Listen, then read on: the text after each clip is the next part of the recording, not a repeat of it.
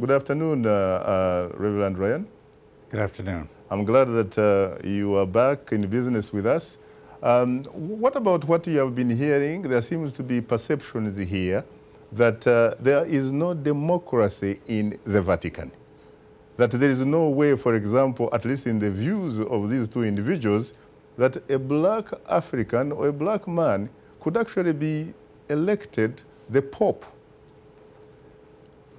There is, the Vatican is, the papacy is an episcopacy. It's where, as Father Okure mentions, the priests elect their bishop. This was true in many dioceses in the past in history. But it's not a matter of having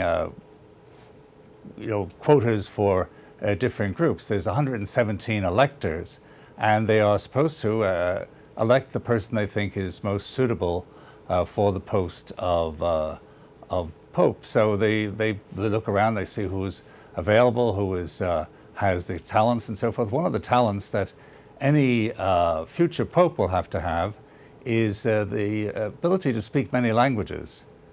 Pope John Paul II spoke many languages, and Pope Benedict does. And that is certainly a major factor, I think, in anybody's future work as Sovereign Pontiff.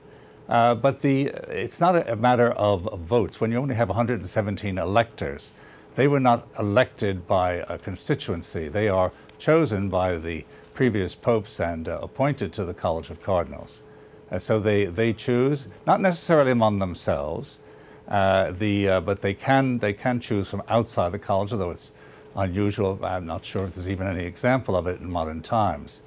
But they choose who they think is the best possible leader, and it doesn't matter where the person comes from. The fact that they chose a Pole and then a German shows that after 450 years of Italian popes, they decided they wanted to change.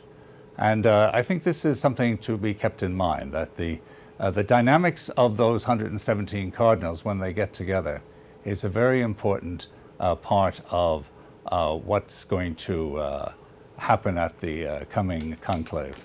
You talk about languages being one of the most important criteria. What about the fact that the Ghanaian Cardinal, Peter Turkson, speaks, in fact, at least 10 international languages? Does it make his chances a little bit better? It makes me incredibly jealous of him. I know Cardinal Turkson, and I know he speaks those languages well.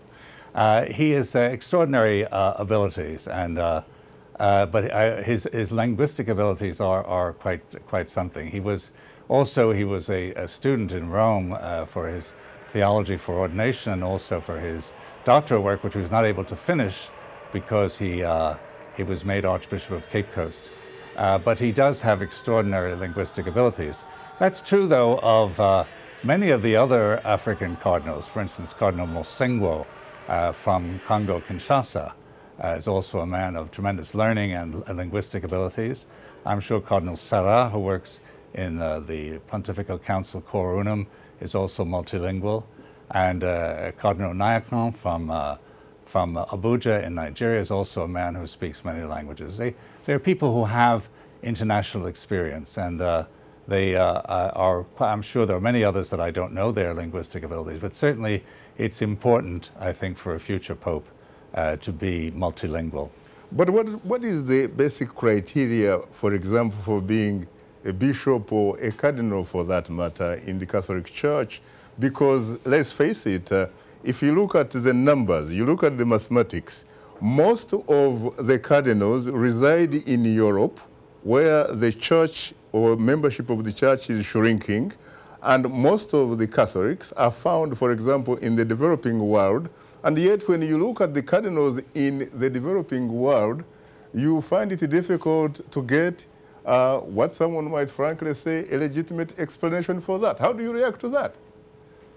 It's just that historically there have been dioceses in Europe and other parts of the world that have historically had cardinal electors for many centuries. And so that has led, for instance, to there are many cardinals from Italy, because Italy, they were, after all, electing not the Bishop of Krakow, not the Bishop of New York, but the Bishop of Rome, which is the capital of Italy. So there's a tendency to look for, as it were, hometown boys, those who actually understand Italy first, because the Pope is the Bishop of Rome. And there are sometimes problems when a Pope is not Italian in understanding perhaps some of the things that happen in an Italian cultural setting.